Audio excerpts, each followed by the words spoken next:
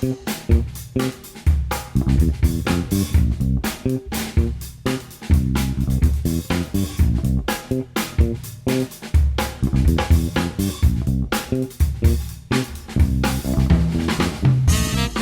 everyone. Welcome back to the Dan Nessel Show. I'm your host, Dan Nessel. You know, one of the themes of this show, if I have any themes, is the power of conversation. And it's not just the me and you talking type of conversation, but like the back and forth interactions we have primarily on social media and, you know, the importance of authenticity and humanity in those interactions. Well, this week we're in for a real treat as my guest is one of the leading authorities on how conversations drive success or lead to abject failure for brands and people on social media. In fact, she's built a successful business based entirely on her philosophy that marketing isn't about campaigns, it's about conversations. She's a well-known speaker who's appeared at Social Media Marketing World, Content Jam, Agents of Change, and other major marketing events. She's been named one of New Jersey's top 25 women entrepreneurs. She's a top 50 social media marketing influencer 2018. And was recently designated by LinkedIn as one of the top 10 rising stars in marketing to follow. She's the founder and CEO of B Squared Media, co-host of the Marketing Companion podcast, and now author of an upcoming masterpiece entitled Conversations That Connect. I'm going to try my best to keep the gushing down to a minimum from this point forward. I promise. Please welcome to the show my friend and potentially my book buddy, the amazing Brooke Sellas. Brooke Sellas, thank you so much for joining me. Welcome to the show. Oh my God. Can I take you with me everywhere? Like, Yes. That was the most amazing intro I think I've ever had in the history of ever. Are you kidding? I love doing that. I mean, look. No, that was amazing. You talk about conversations, you know, you have people to come and converse with me for an hour. I mean, that's a little bit of a commitment. I always think that we have great conversations, but I owe a little bit to my guest at the upfront to like say, hey, what a great person this is. And in your case, it's really easy because, you know, I've known you for a couple of years. You know, we didn't know each other that well. We were introduced at Social Media Marketing World through Mark Schaefer, of course. And, you know, anybody who's hanging around with Mark, I think is generally speaking, you know, a pretty decent soul. At least that's the impression I got immediately. And, you know, we started conversing and connected. And so I figure, you know, here we are a couple of years down the road. We reconnected, you know, we talked a couple times and I feel like I hit it off with you, you know, on many levels, you know, and not to mention the fact that we don't live that far from one another, which is, you know, so we're kind of local, right? Yeah. You know, so I, you know, a little intro is about the best I can give you. From here on, it's all you. That's all I got to say. It was a beautiful gift. So I appreciate it. Thank you for that. And thank you for having me. Oh, no, you just thank you for being here.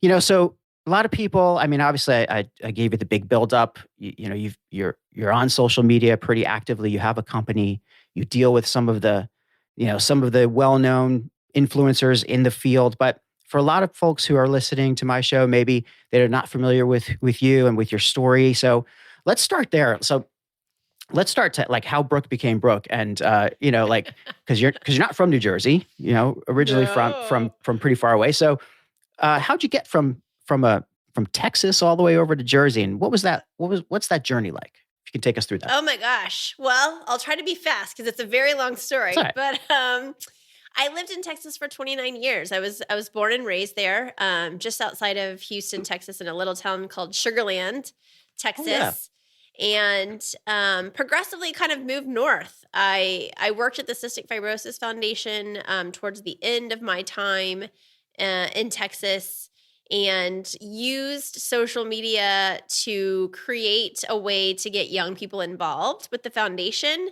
This was 2007, so we didn't have like Facebook pages or advertising yet, but we used Facebook to get 7,500 people to attend our pub crawl and made like $60,000, which is how this like whole journey up here and to B Squared started. Okay, hang on. I'm going to stop you there because I did, you know, we're going to jump around here. You know, we don't have a particular order we follow on my show, but we did mention that you're writing a book, right? Conversations That Connect.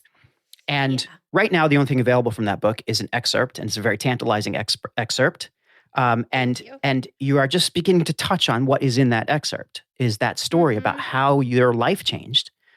Mhm. because of social media, while you're working for the Cystic Fibrosis Foundation, CF, right? And it's interesting. I had an earlier guest a couple months back, Daryl Sweeney, whose son has CF, and he's very active in the CF world now. He started his own charity foundation in where he lives. I'll have to look it up, get it back to you. But I'll connect you I'll connect you Please guys together do. after this. It reminded Yeah. me. But the point is, though, that you took Facebook 2007, which did not have business pages yet, and you basically blazed a trail. You were right at the cutting edge, but I think that's an amazing story, and that's where you learned really about the power of conversation. Yeah.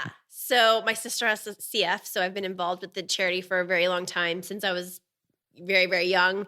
Ended up working there, was tasked with figuring out how to get young people involved, which is hard because, CF only affects 33,000 Americans. Yeah. So it's not well known. It's not popular. It's not, like a cancer or something that everybody knows about.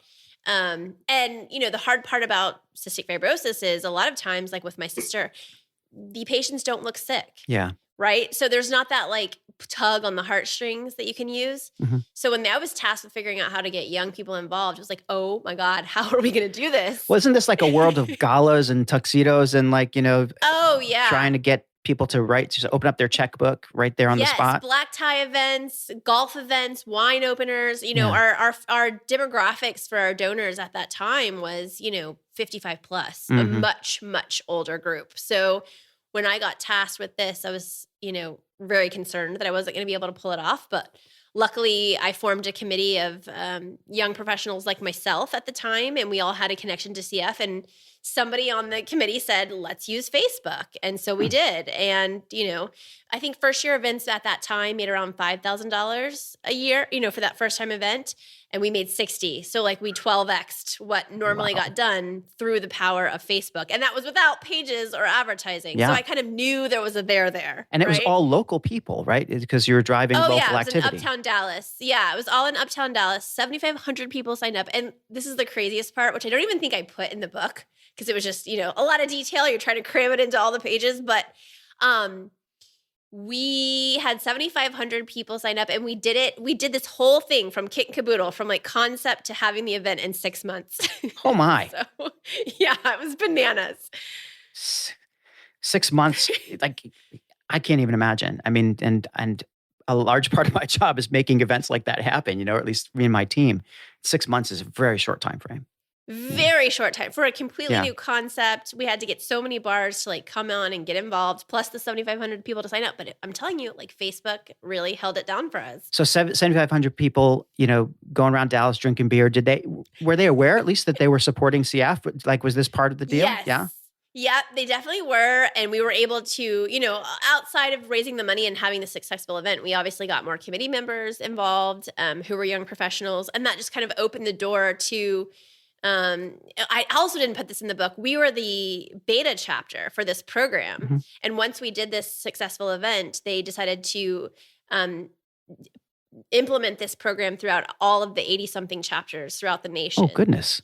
Yeah. So it was a big deal. It was a really big deal for me. And it was probably like the highlight of my career. So I'm really proud of that. So did they when they replicated across all of those, across all the chapters across the country, did they do like the same thing using a Facebook group or a Facebook page to drive local youth to an event? Was that like the core? Yeah, social media was a big part of the strategy that they did. Some of them did pub crawl, some of them didn't. There was a little bit of controversy around the event itself and pushing beer like that. But overall, I think, they tried to follow the same model that we came up with. Well, it's like you say in the opening paragraph of the book, beer is the social lubricant, right? Beer facilitates conversations, and you facilitated these deep conversations about CF, but also probably just made a lot of great connections with a lot of people, and spurred on by something you did on Facebook of all places. And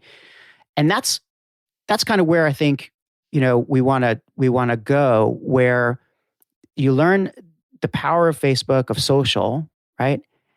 How does that get you to Jersey and to B squared? Because there's a path there. Yeah, there's a story there too. And again, I'll try to be short. But so in 2009, the pub crawl was in 2007, as some of you may know, the bottom fell out, right? That's right. I mean, it was a bad time. And they told us layoffs were coming.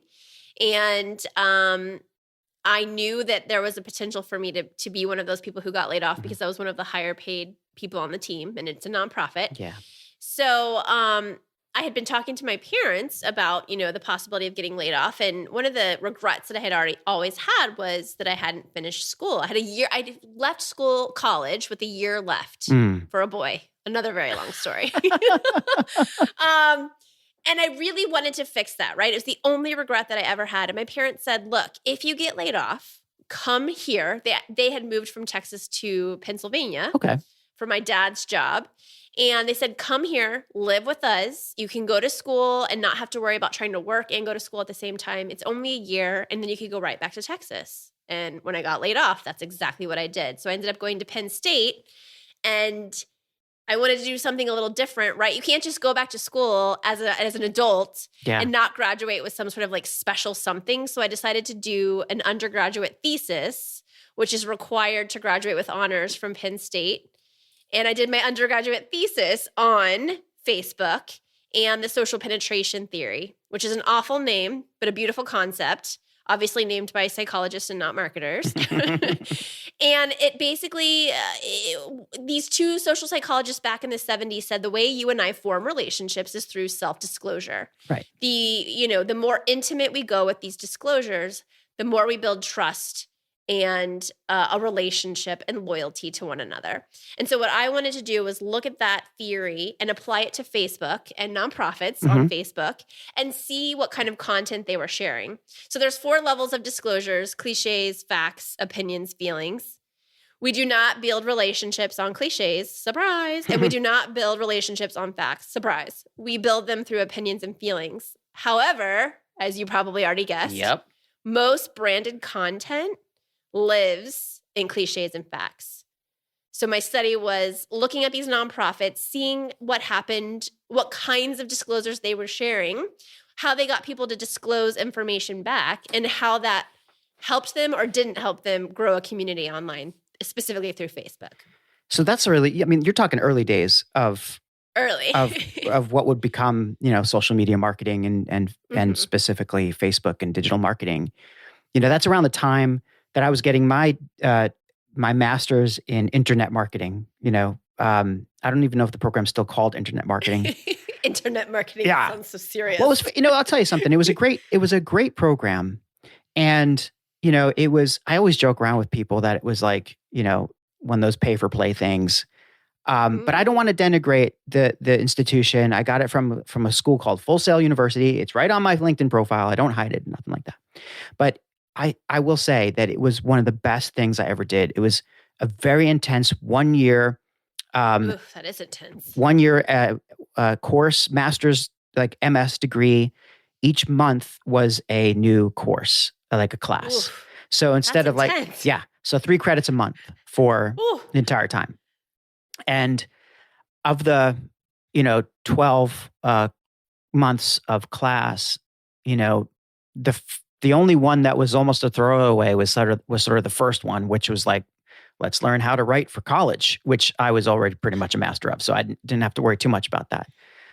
But we did learn about Second Life in that first class, which is interesting when you come to 10 years, 12 years later, which is sort of like, wait a second. Where we are now. A little metaversy. But we'll put a pin in that. We'll pin in that. Talk about that later. But anyway, like that was a great time. And, 2000, I graduated 2011. It definitely helped my career. It helped me understand, even to this day, a lot of the backbone of what makes digital marketing work. And a lot of the technology, it has absolutely changed. And most of that stuff is sort of, already obsolete. But, it helps me see through the bullshit. I mean, I can definitely, when I talk to partners or vendors or executives or whatever, I know what I'm talking about, and I can certainly see through nonsense. So it's been a great boon to me. But now here you are around that time, So I also graduated in 2011, by the way. oh, nice. Yeah, perfect. So around that time, right? That was my master's, So I was just like, I was just getting into it. I mean, I had already been doing marketing and PR for several years before that.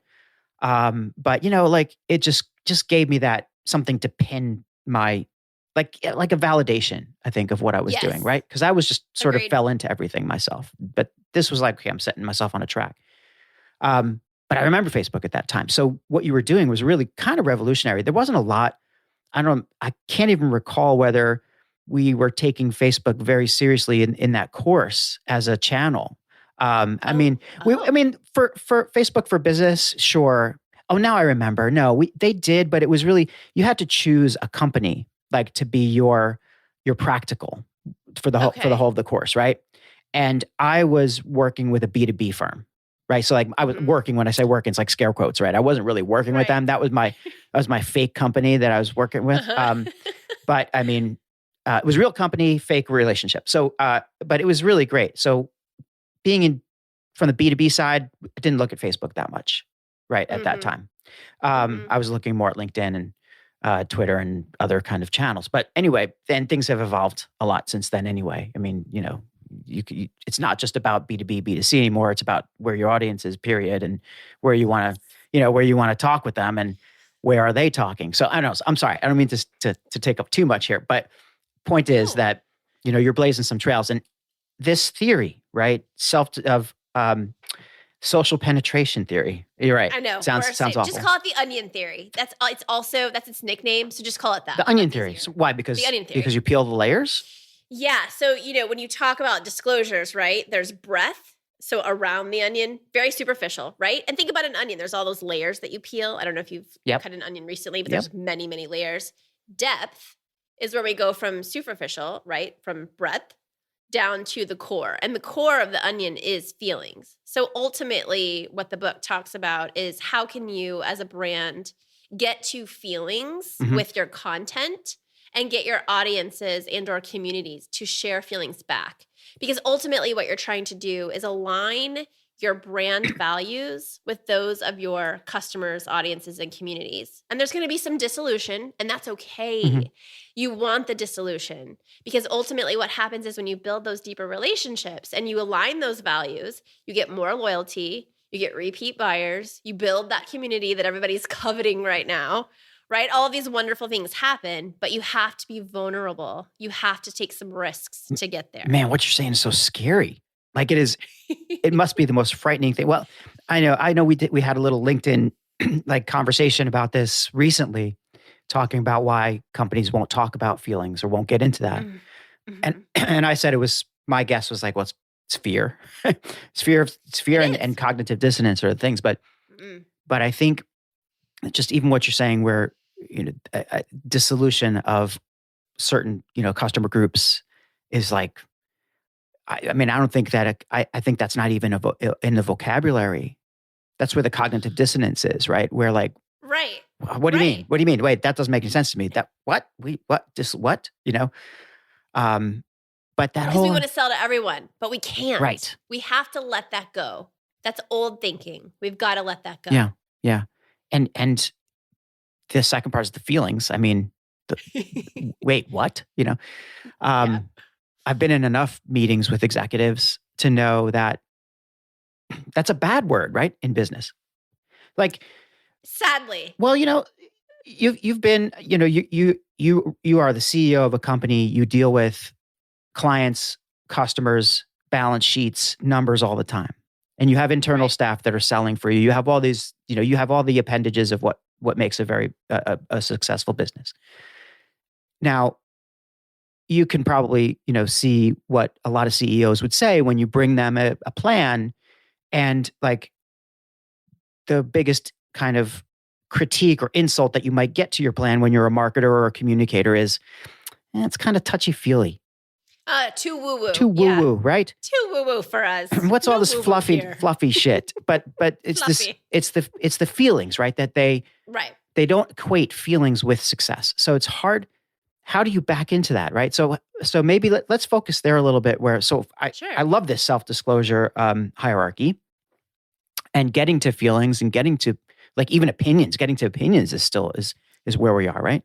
Thank you. Yeah. Yeah, we got to get to opinions before we can even get to feelings, right? It's a dating. You can't just rush to marriage. I can't be like, Dan, this is amazing, and I would like for you to marry me. Oh my You'd be God. like, whoa, let's peel the onion here. Thank you for joining the show. I'll catch you later. It'd be a instant turn. Yeah. I know what you mean. So taking your, you've built this business, and so you're finishing up your time at college. You have this all in your mind. Have you been spending this entire time convincing people to move along that hierarchy? Yes. And so these 10 years or so, like Yeah. getting clients to move along the hierarchy. It's where I was going was, it feels like some of that hasn't, like a lot's changed, at least as far as, there are some brave brands, but it's still like real hard to break through that mindset. Why do you think that is? It's like you said, I think we're still focused on the bottom line. Mm-hmm. And I get that, right? I'm a business owner too. If I don't make my numbers, I am in trouble. I have to, let go of some of my, amazing team members, or I have to take a pay cut, or I can't pay a bill, or whatever it is. So I do understand that. But I also understand that consumerism has changed, right? We are not starved for more content as people, right? As consumers, we are starved for connection. And the brands who can understand that, especially if they use social media as a platform for acquisition and retention, will do a much better job, period. I mean, I've proven it over and over and over again, starting way back in, 2010, 2011, all the way through today. Yeah. And I think one of the biggest things that we're doing to help the C-suite understand that organic social has value is through our customer care program. One of the things that we're doing is tagging all of the chatter that's taking place on social as acquisition, pre-purchase, or retention, post-purchase. Okay. And I'll ask you the same questions we asked all of our clients during this new study. How much, we're talking like, a middle to enterprise size brand, how much of the social chatter do you think is acquisition based? Meaning they're in that buying moment and they're coming to the brand and they're asking a question to help make a purchase decision. Like interacting with the brand? Yes. Like very little. That's I'd say exactly very the little. answer we got. Yeah. Yeah. So every single one of our clients said somewhere in the range of 0 to 5%. Yeah. When we started doing this study, not one of the clients had anything less than 20% acquisition. And just last month with Brother International, which is one of our larger clients, 4 of their product lines had over 60% acquisition chatter. Goodness.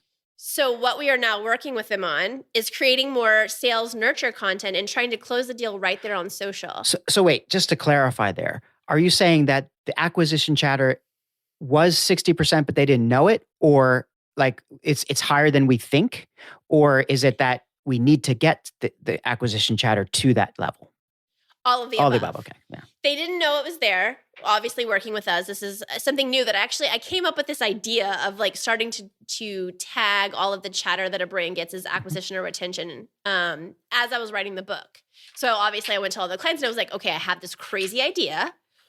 We all use social listening with all of these services. I'm going to tag all of the chatter as acquisition and retention. And out of curiosity, what do you think you're going to get? So they gave me that 0 to 5.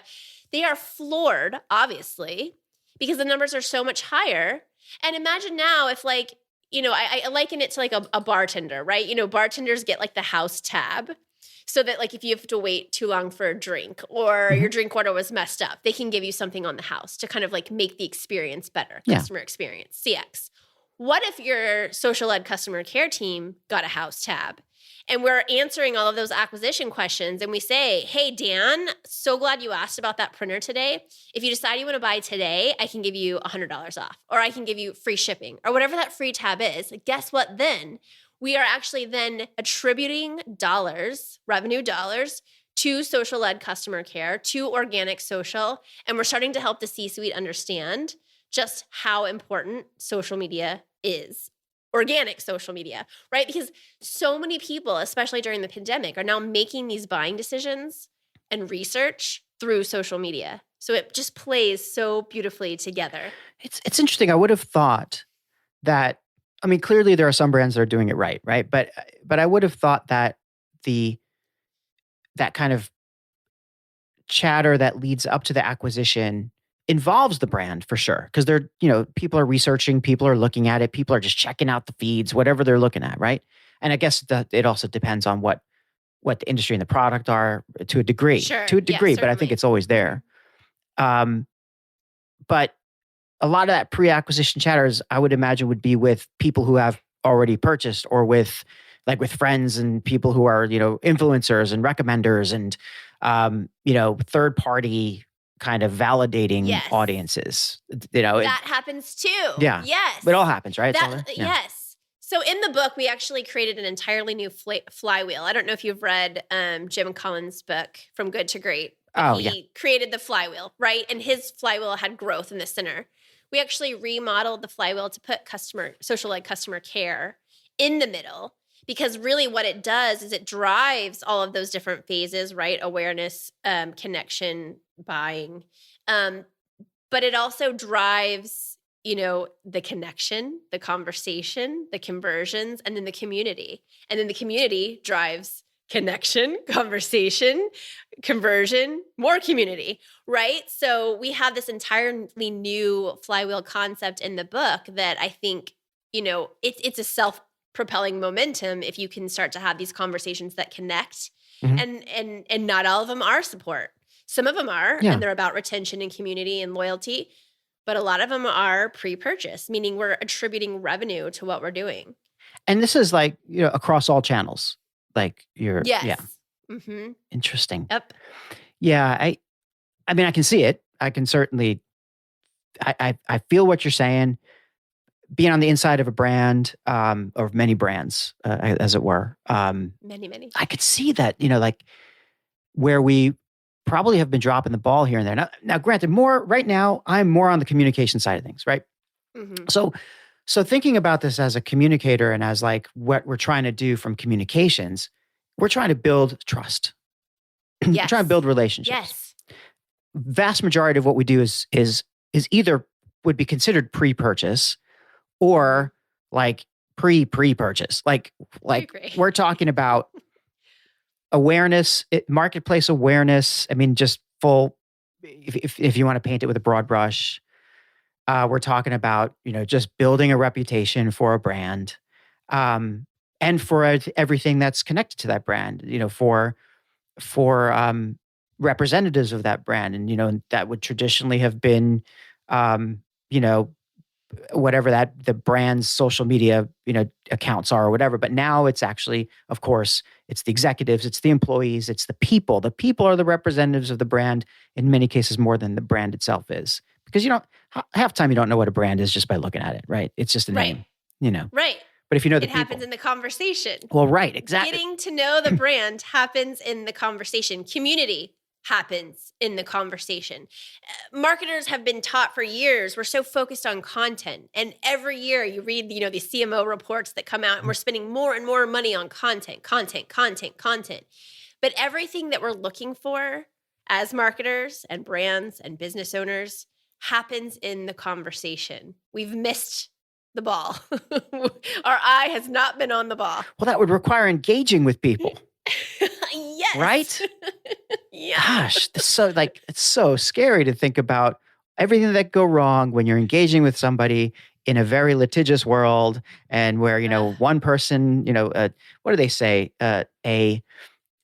Somebody who's got something nice to say will tell one person. Somebody who's got something bad to say will tell 10. It's right. We have that stat in the book, and especially through the pandemic, we saw complaints rise. People are angry. Mm-hmm. It is not fun doing what we do the majority of the time on social, but we're still moving the needle for these big brands. I have a whole chapter on, who to be talking to.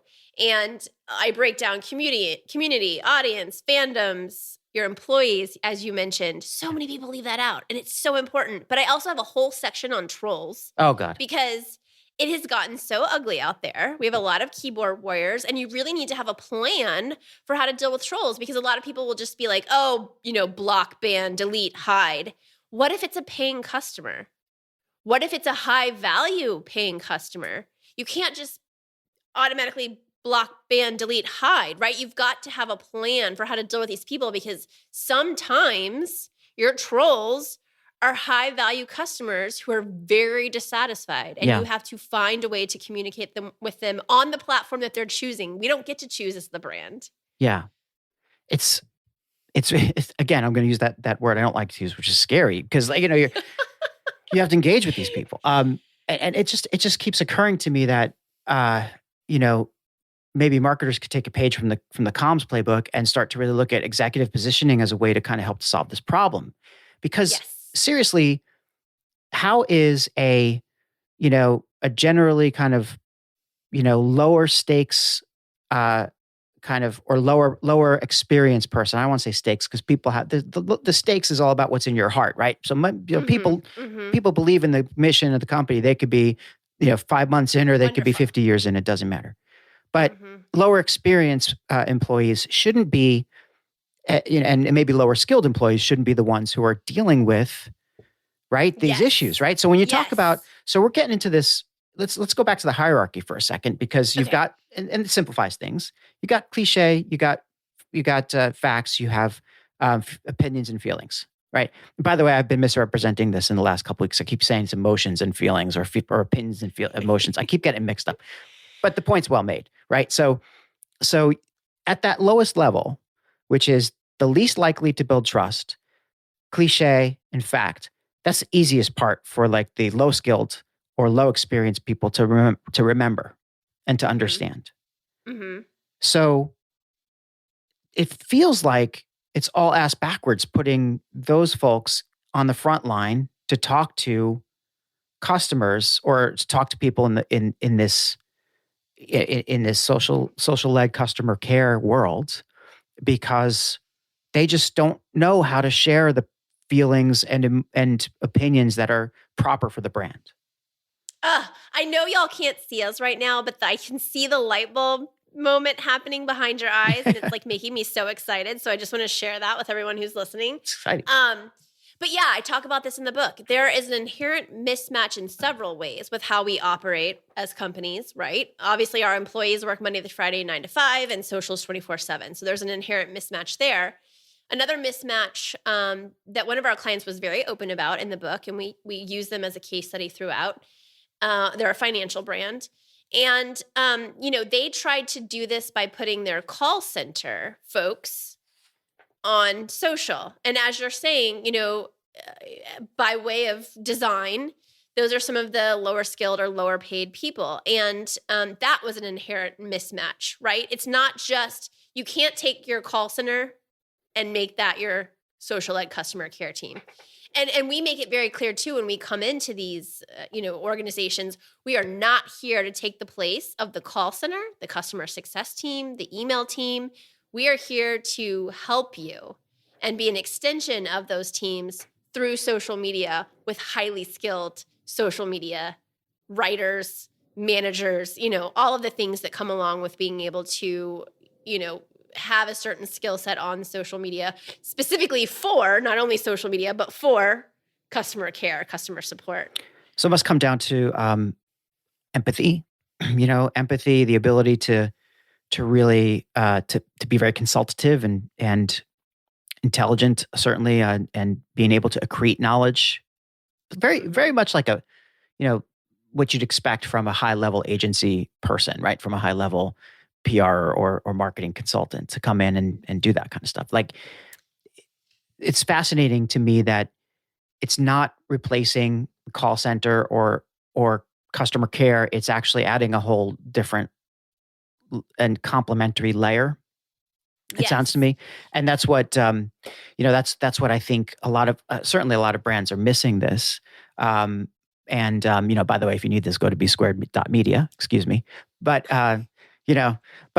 regardless, I think a lot of our struggle when we're trying to, let's just take executive positioning, for example, as a common goal of the communications, corporate communications team for any organization, right? You want to position your executives as the voice of the company, but really give them a platform that they are comfortable speaking to, and help them to get, sort of the proverbial out there, with their opinions and with the opinions of the brand and so on. Yes. Our struggle is, that it's not always, first of all, it's not always easy to find executives who are willing to do that. Yes. Right. But also because yes. they see social as sort of frivolous. Right. Right. We still don't understand. And when I say we, I mean, I'm putting my business owner hat on. A lot of business owners and people in those C-suite positions still do not understand the value of social. They do it because it's the box to check. Everybody's doing it. We have to do it. Those are some of the pieces of feedback I get. And I'm like, I can't wait to show you what social can really do. And that's from the social-led customer care side you're talking about, right? But there's a lot more. I mean, social obviously is a massive. Oh yeah. I mean, we do, organic management. Yeah. We do paid media. I'm not here to bash paid media or tell you paid media is dead. That's obviously a campaign and not a conversation. But there are different, situations for different people and different campaigns and times and seasons for all of these things. Is there ever a time when the leaders, the executives are like, right? Like where social media does suck, and for maybe for their brand, or like for just because in general, it does suck sometimes. Oh, I mean, it sucks in the way of like what I just told you, like trolls. The society as a whole is very angry right now. We're very polarized right now. You have to be very thoughtful about word choice, right? That's a soft skill that, is one of those things that we talked about that these highly skilled social people must have, because word choice is so important especially when you're typing and there's no like tone or, facial structures. There's none of that like visual cue for people to latch onto. So it does suck in that way, but as of yet, I can confidently say that it has not sucked as an overall program. That I have shocked and awed every single social-led customer care client who we've had. And most of them are in the book. Yeah. No, I can totally believe that. But social itself, like, we see this, anybody who's been in this field for any number of years, especially like those of us who've been in it for more than 10 years, and some of us in 20. I mean, I was looking at my LinkedIn the other day, 2003, I think I joined LinkedIn. I'm almost 20 years old on LinkedIn. It's crazy. Amazing. Oh, we're nuts. Old. We're old. But it's fine. I think there's something to be said about us, we seasoned marketers, right? I think we see social in a different way than some of the younger generations do. And again, I'm not discounting what they do, because, oh my gosh, what they do is incredible. Yeah. But there has to be like a meeting of those minds, because we do see it from more of like a traditional business, black and white numbers kind of sense. And I think we can't lose sight of that, right? Yeah. Because at the end of the day, you live and die on customers, not community, not conversations, right? It's all about customers and money. It is that black and white bottom line.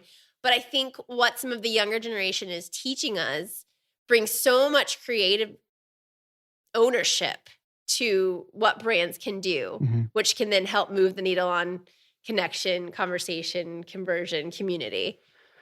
Yeah, at the risk of sort of repeating a little bit here, I would love to go back to this idea of connection and conversation, because I often have conversations with people that, end up with us saying, social media is broken. Like, it's broken. It doesn't mean it doesn't mean it can't be fixed. It's just, or it doesn't mean like you can't like hop along and fix as you go, but like it's busted. And I think it depends really on where you're at that day. Sometimes it is and sometimes it isn't. It's a hot mess. It is a hot mess. And we can go from the typical like, holy crap, I'm getting all kinds of spam in my LinkedIn inbox. When did this start to happen, and why, and blah, blah, blah, AI bots, the aliens are coming, all these different things. There's a lot of reasons for all that, but the younger generation, or the newer, the kind of the digitally native, even the socially native, and soon to be the sort of metaverse native, people out there, Generation Alpha, right? Yeah. But the gens, the very late millennials, Gen Zs, and Generation Alpha, And by the way, we all know that those are sort of arbitrary. There are plenty of Gen Xers out there who are, yes, thank you very much. I'm a Gen X. Yeah, we are, sort of we're bookending a little bit, but yes, we are both Gen X. And, I will say that there is no doubt that Gen X gets it better than anybody else for sure. And I'm saying that not just because I am part of this generation, but just because it is objectively true. So there you go. I'll put that out there. But as far as like the digitally native folks go, how do you see so if social media is sort of broken and if it's a hot mess, are they really conversing? Like, is conversation their thing, or have they redefined conversation in the sense of what brands should be doing and what you're looking at on the web or in social media? The way they use social media is obviously very different from some of the older generations. But when it comes to those acquisition and pretension conversations, it's much of the same.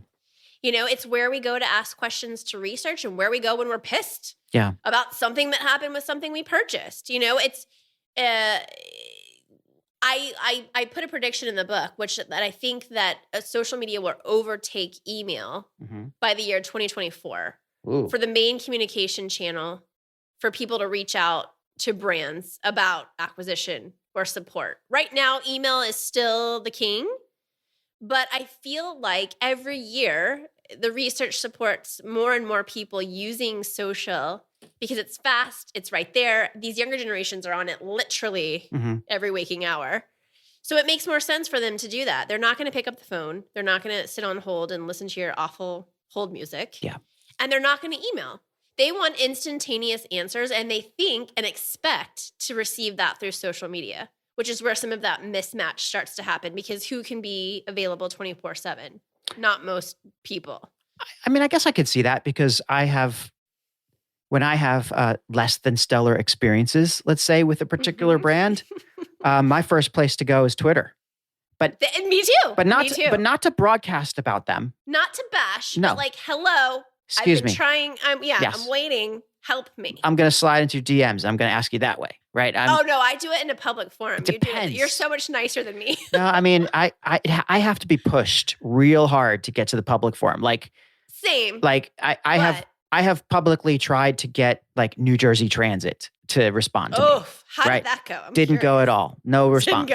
Didn't go. No. New Jersey Transit, contact me. I've had issues with a particular hotel chain, and I'm not going to say the name because I'm still a whatever elite member, blah blah blah. Sure. And I don't want to get I don't want to go there one day and like show up at the desk. Get bed bugs. I'll be like canceled. You're canceled at this chain. Reservation, sir. Yeah. What's that? What?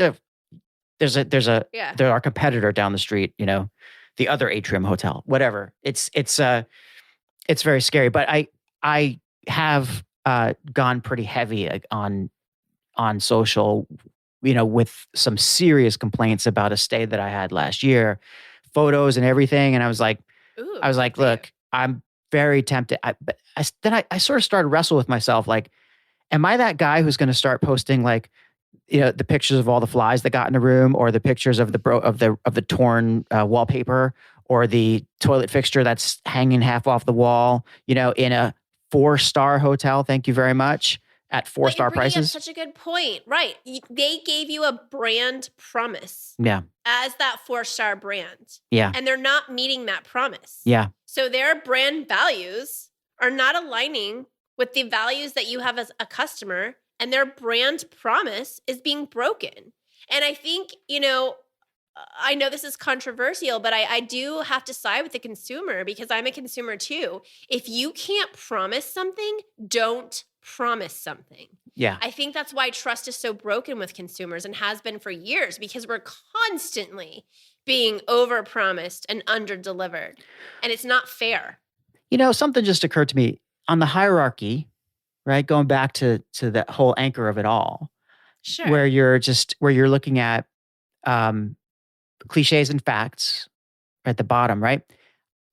I think that people are anchoring their brand promise to the facts rather than to cliches. And feelings. Rather than feelings. So like if I promise you that, you come to this property and everything's going to be perfectly clean all the time and you'll have service every 15 minutes. And you're like, just facts and facts and facts, facts, right? If that's what I buy into, you better deliver on every single one of those things.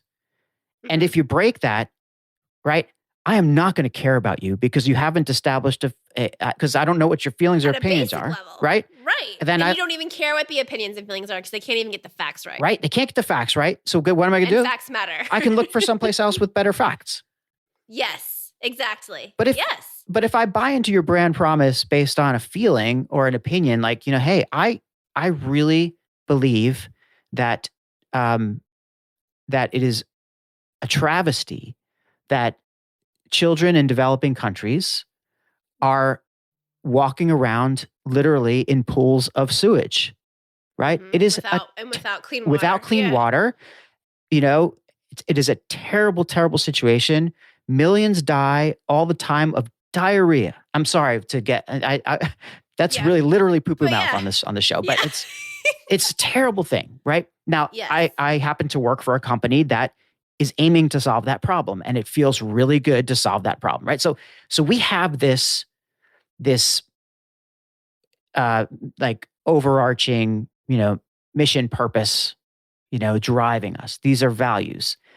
When you buy a toilet that has one of our brands on it, do I expect you to understand that? No, not necessarily. But I hope that if I do my job right as a communicator, I hope that generally the marketplace starts to understand that, well, when I do buy one of those toilets, then, I'm supporting people who really believe in something I believe in, right? It's good. Yes. They're doing good. It doesn't mean that they're contributing to that, but yeah. Yeah. So Forrester just released research recently talking about the reimagined customer. And essentially what Forrester had said was that the reimagined customer literally chooses brands based on their values. So maybe all your toilets should come with this story, on the back when they first purchase it. Because Jay Baer said it, he kind of mentioned this research recently, and I love Jay, and I think we share a lot of the same values ourselves, right? So I align with his brand because personally and from a brand perspective, we share a lot of the same values. And he said kind of similarly to what I'm saying now about this reimagined customer is that, the new marketing is not worrying about those people who you're going to have that dissolution with, right? Yeah. It's marketing to the people who are going to share those values with you. He said that broad is flawed.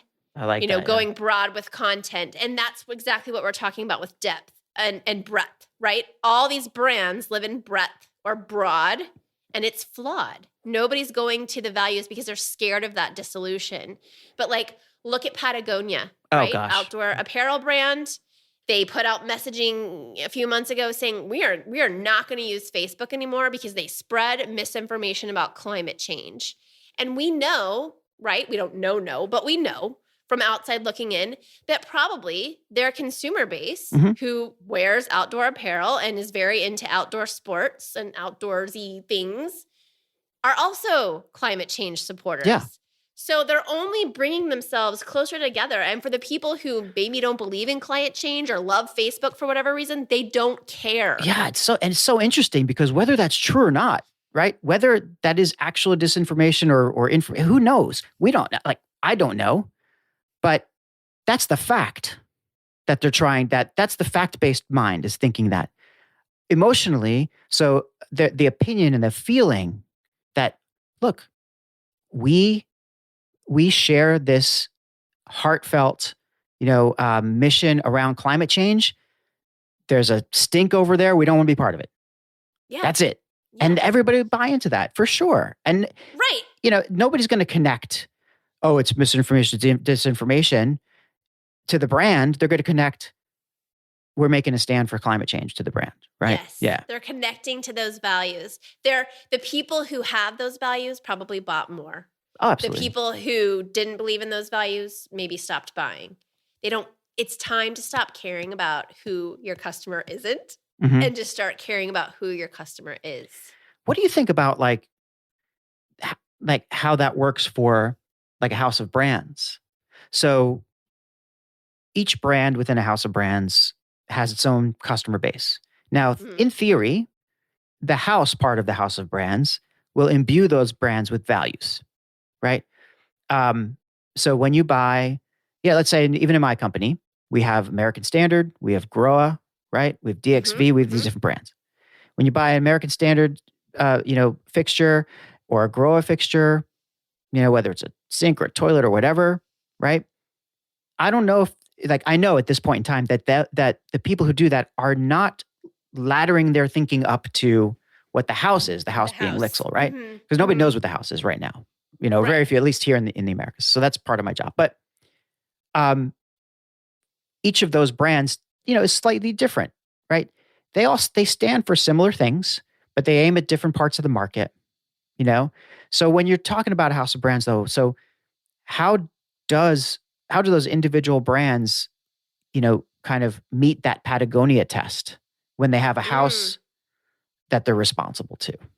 I think it starts at the house. Yeah. If the house value is clean water for everyone, everywhere, no matter what, in my opinion, because it starts up top, then each of the individual brands should carry that forward. Absolutely. They may say it in their own way. They might tell a story in a different way. They may be involved in different types of charities who provide clean water wherever they may be. Yeah. But I think it starts at the top. Everything starts at the top, because if you can't get buy-in at the top, you're never going to get it at the call center or with your social team, right? So in my opinion, that clean water, and that's a beautiful value that I think, for me personally, I can get behind. I think so many people can get behind that. Right. Who doesn't like clean water and lack of sewage? I think about the luxury of water all the time because we're here in America where we have that luxury. So I think I would just carry that story forward, and it may look different under the different brands associated with the house, but that is a story that a lot of people can get behind. It's a good one. It's a real one. It's authentic. It's a little bit safe because everybody gets behind it, right? Everybody can get behind clean water, but hey, it doesn't matter that it's safe, right? It's real. Right. I think it's important, and I think it's a pro. It's a pro. It's a plus in that quarter that it's safe, quote unquote. I guess that brings to mind a little bit. And recently I was at the Uprising, Mark's conference, he calls it a retreat for marketers. Yes, a retreat. A retreat for marketing leaders. I thought it was more like a 30-person think tank, right? Like it was like I love that. Yeah. But it is a retreat. It is clearly a retreat. It's a retreat and a think tank and a beautiful thing all in one. And it is not a conference. It is a learning. No. It is where real learning happens, where real discussion happens. And there's so much conversation. Oh man, it's all conversation. That's right. Right. And even the people who are presenting, right, who are tops in their game, are not presenting. They're conversing with us, right? And they're part of the audience too, part of the community. That's I should beautiful. say. That's probably more of a community. Yeah, and I have a very strong feeling I will be having maybe 30 more guests on my show. Based on, these great people. I want them all on the show at some point. It's like a family. Oh, it's going to be fantastic. We talked a lot about that, about Patagonia, for example, right? And about that, it just kept coming up in conversation, and making a stand. But it also was pretty clear during the conversations that sometimes the brands don't have to make a stand. And sometimes it's not right for a brand to go out there and, make a stand about something or, have a particular opinion, right? About everything. It's not appropriate all the time. Not about everything, right? So do you ever advise brands, or do you ever have brands who are like, we need to go out there on social with some kind of remark about the latest big tragedy or the latest big crisis or the latest social movement? And how do you deal with them? Because that's a very PR thing to do. That's what we do. Very. We had this happen during Black Lives Matter. Of course. Very important to several of our brands, and very important to me. But here's the problem right now. There's a lot of grandstanding happening around a lot of these important causes, whether they be climate or social causes or whatever it is. And our advice has always been to be careful what you say unless you could back it up. because people are very tired, especially with the Black Lives Matter community, of words. They want action. And we advised this to all of our clients. Some of them took the advice and some of them didn't. And the ones who didn't received a lot of backlash because they were just words. And the questions and the conversations around the support of Black Lives Matter became, well, what are you doing to support Black lives? Yeah. And they didn't have actions to back up the words. And they got themselves in hot water. So I think I'm not saying, and I talk about this at nauseum in the book, but you can't have an opinion about everything. Yeah. But when you do have an opinion about your brand values, like clean water, or if it is Black Lives Matter or Whatever. LGBTQ or whatever it may be, it's very easy to have that opinion and those feelings because you can back it up with actions. Yeah. You know what I mean? Yeah. Like, it's all about authenticity. And that is something that we've been banding about for a long time, but I think very few brands are authentic because they're not talking about opinions and feelings around their own brand values. They're jumping on the trends of, oh, this thing is trending, let's support it, but they don't have any actions to back it up. Exactly. That's what I see all the time. Of course, authenticity keeps popping up in my conversations right here on the show and elsewhere, and it's real. I mean, it is something that people don't always agree on what that is. Sometimes I know it when I see it, but really, what is it? It's being honest, it's being true, it's being genuine. And in fact, I think I just had a guest recently. In fact, I just posted the show at the time of this recording. I just posted an episode the other day with the amazing Sabrina Horn, and she had run her own PR firm in Silicon Valley back in the in the early 90s. Just right at the outset of the big tech wave, hooked up with some great clients at age 29 and built this great company. And she ultimately, 25 years later, sells it. She's done pretty well. She now has an advisory. She wrote this great book called "Make It, Don't Fake It," right? And it's leading with authenticity, that kind of thing, right? And it's like a blueprint of lessons for leaders in PR and beyond, really just entrepreneurs and leaders. And it all starts right with that terrible advice to, fake it till you make it, because you're just, obviously it's a terrible thing. I mean, but you don't know it when you're 25 and somebody tells you fake it when you make it. And that's the opposite of being authentic, right? So that's where I was going is you have a brand out there who's wants to jump on a bandwagon, and because they see that the zeitgeist is going in a certain direction, whether it's a social issue or a climate or a scientific issue or something else, right? Sure. Economic issue, right? If they try to fake it with that message, they will be found out. It's 100%. I mean, it's borderline fraud. It's at the very least, it's being dishonest with yourself and with your customers. Well, do you know what else it is? Tell me. It's cliche. It's cliche. It's worst. Cliche. It's the worst of it all. Yeah. I mean, we see this all the time, right? The red flag thing that just happened, right? All of a sudden, every brand was jumping on the red flag bandwagon to talk about what were red flags in their industry. Like, come on. Really? Yeah. Take a breath. Yes. Just sit back. It's faking it till you make it. Like, just sit back, take a beat, and just be real. And I don't know why that's so hard, but it is. It's scary, like you said. It's so scary for a lot of brands and people. Well, there's certainly a drive or this kind of belief within the culture, especially among, younger professionals, that you got to get out there and do something and say something, be a person of action. And the idea of the strategic pause is lost. You have to pause. Sometimes the very best thing to do is just breathe, pause, get the sense of what's going on.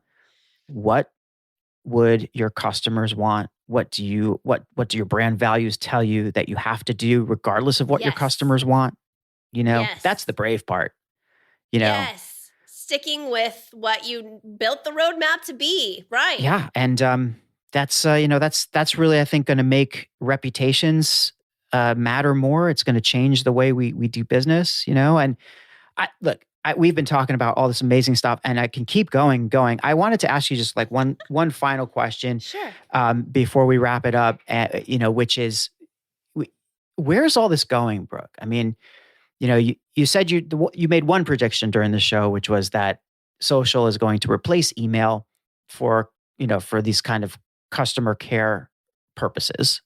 That doesn't mean it's going to replace email full stop across the board No, for everything. I'm not saying email's dead. Right. And by the way, I don't love when people say things are dead. That's just so short-sighted to me. It's email's not dead. It's just changing its purpose. It's sowing the seeds of controversy and hyperbole for the purpose of your own, message, I suppose. But yes. So where do you see all this going though? Because let's face it, we're on the precipice of another huge change, right? Where Web3 is coming. Metaverse. You and I have both heard Matt Sweezy on many, many occasions. I know he's fantastic, and I still don't understand 85% of what he says. Yeah, love him. Still don't understand a lot of what he says about NFTs and the web. Big plug for Matt Sweezy. Anything he does, context. Yeah. Was it Context Marketing Marketing Revolution. Holy literally one of my most favorite books because context is everything. Yeah. So, but he's big. He's really one of the leading experts now on Web3 and on blockchain and all that stuff. So, how in your world is that coming into play, and how do you think, at least even in a little bit of a way, how do you think that that's changing the way that we're going to interact with people, or for the purposes of that self-disclosure hierarchy? How's it going to affect all of that? I think it's going to put us into hyperdrive with digital transformation and using all of this. So during the pandemic, McKinsey came out with a report that said that the use of social media had skyrocketed, right? Mm-hmm. All of this, now we have like live shopping and conversational commerce and social commerce and, buying through messaging apps. The metaverse and Web3 is only going to heighten those buying experiences happening online. But it won't change the fact that consumers, while they are, happy to move online to buying and happy to use the metaverse, they still want a human available. So I think it's only going to propel, social-led, metaverse-led customer care forward even more. The report McKinsey said that in some, they looked at a global view. In some countries, things had jumped forward with digital transformation by 3 years, and in some countries, they had jumped forward by 10 years. Mm-hmm. I think when the metaverse starts to come to fruition, and I still do think we have a while because there's a lot of figuring out to do, but once it does happen, and that first blueprint that's going to work for the majority of brands and companies becomes widespread, we're going to see that digital transformation jump by 10 to maybe 20 years forward, right? Yeah. So I think now's the time, if you don't already have that eyeball on social ed customer care, to start to get involved, because as the metaverse unfolds and as we get into more of Web3, if you have that in place already, it's just going to give you that competitive advantage. Hell yeah. It's so I guess that's the word I'm looking for. Like it's such a massive opportunity, world of opportunity and risks, and it's so shapeless. That's what I was trying to get. It's a formless kind of future. We just don't. But I totally agree that it's going to accelerate certain trends. I mean, from what I've heard so far, what I'm curious about really is this whole idea of credentialing and validation that is going to come along with Web3 and with your wallet and blockchains. And I'm sure Matt would probably smack me for saying these things because I'm butchering it as I speak. But the point is, right, that you're going to be able to tell when somebody knows what they're talking about. Like when somebody knows that they are an expert on something, they say they're an expert on something, you don't have to trust 100 million sources. They'll be validated and credentialed, right, by the blockchain. So there shouldn't be any doubt. It eliminates doubt in that way. Especially for like hard skills, things like that. If you say that you can code in Python, I have the creds right here. Right. But wouldn't that also expand into things like customer care? Like I think companies, brands can reward people on their customers and say, you know what? you've been such an advocate for us. You are now a credentialed, validated customer care, kind of advocate, volunteer, and for all of the support that you've been giving us, and for your honesty out there in the marketplace. We're going to give you tokens every time you talk to somebody. And, guess what? In a year or two, that means maybe you'll be able to do X, Y, Z, whatever. Yeah, it's absolutely. crazy that what can happen. And what if that went the other way and the community, the creators, get to give badges to the companies who are truly customer centric? Right. Oh, yeah. Then like, okay, I'm looking at, 2 shirts, but I'm going to buy from this brand because the community they gave them the badge, right? They've got the credentials. You're talking about basically the BBB on steroids. Like, here's the Better Business Bureau. Yes. Now they don't have to worry about like hearsay and stuff. It's just they will be able to say, okay, look here, you've earned our seal of approval. Here's your validated on the blockchain. Yeah. Done. It's crazy. Yeah. Okay. Crazy times. I can't look, I've loved speaking with you, Brooke. And I always, I certainly can go on a lot longer. If it wasn't clear, I'm really fascinated by the self-disclosure hierarchy.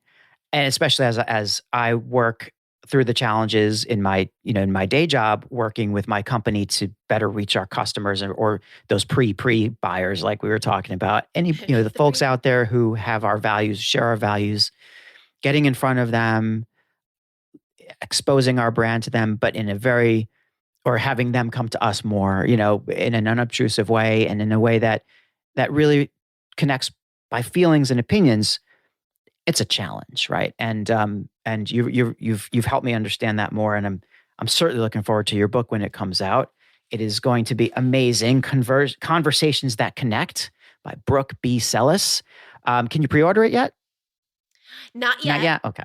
Not yet. I literally today just got like my barcode and my ISBN numbers and all that fancy stuff. Well, you know what? Probably by the time this airs, people can order it, is my guess. Yes. Because we're going to be a couple months down the road. So. Yeah. So look, if you listen to this and you want to pick up Conversations That Connect, of course you can search for it anywhere that books are sold, but you can also go to bsquared.media, and it's BSQUARED.media. There's no .com, nothing. bsquared.media. Go there. There will be, there is already a page there for the book, but I'm sure you'll be able to learn everything you can about the book. You can learn everything you want to about Brooke there as well, at bsquared.media. Killer website, as always. You figure somebody who's focused on customers and customer care would really get it right, and that's a great example.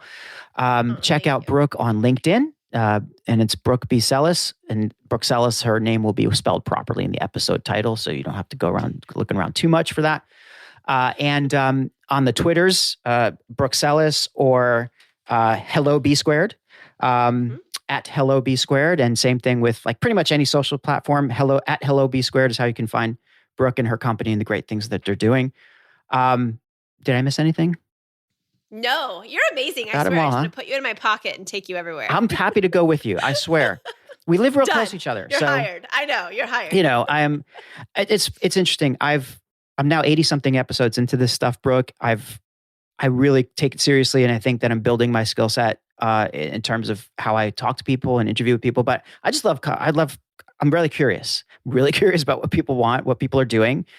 I think that's probably the key to making all this stuff work. But it shows. It shows, by the way. I have to say that. I have to compliment you. This is probably, and I'm not just saying this is probably one of the best, and I don't even want to say interviews, conversations that it's not an interview. That's the thing, right? It's a conversation. It was beautiful. Slightly guided, slightly directed. I really, that's high praise. Everybody also, I've mentioned the Marketing Companion. The Marketing Companion is another place where you can go hear Brooke. She's done it for years with Mark Schaefer, and now she's on the rotation of guest hosts as Mark's kind of altered the show a little bit, but still heavily involved. You can always hear, she's done tons of podcasts out there. Search for her. Brooke, this has been amazing. Thank you so much for spending this time with me. Thank you so much for having me. Like I said, I loved it. You're amazing. I'm taking you everywhere. And yeah, I hope all of you, got the little golden nuggets of conversation and how important it is out of this conversation. And Hope to see you on the socials. Hell yeah.